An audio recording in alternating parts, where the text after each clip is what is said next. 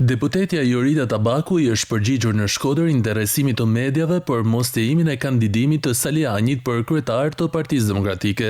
Deputetja Tabaku shpreh se Partia Demokratike nuk e ka luksin të largojë element nga xhiri i saj dhe se nuk kishte një vendim të tillë. Ndërkohë Tabaku theksoi se ishte kundër diskutimeve dhe debateve jashtë strukturave të partisë. Unë kam ndjekur nga mediat, them të drejtën,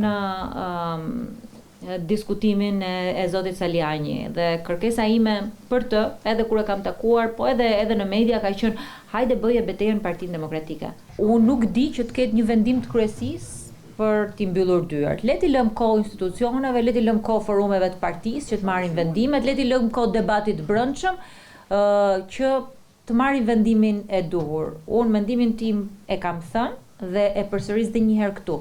Partia Demokratike nuk e ka luksin të humbi askënd. Në një parti politike vendos vota. E përcaktojnë anëtarët e partisë këtë. Në një parti politike duhet të vlej vota. Në këtë moment ku do të ketë edhe një rifreskim të strukturave, unë mendoj që ky është pikërisht debati që ne duhet bëjmë. Përgjigjja e kësaj pyetje erdhi gjatë takimit të zhvilluar në Qendrën Rinore Arka, ku në fokus ishte meritokracia dhe sfidat të rinjve në Shqipëri, duke u ndalur tek tema e meritokracisë. Tabaku vuri në dukje se është thelbësore, por njëkohësisht të rinj duhet të investojnë tek aftësimi i tyre që të jetë e pamundur që t'i anashkalojnë. Tabaku e lidhi meritokracinë dhe me sistemin zgjedhor, ndryshimi të cilit do sillte edhe konkurrencën reale, duke ndikuar dhe në frenimin e largimit të rinjve nga vendi.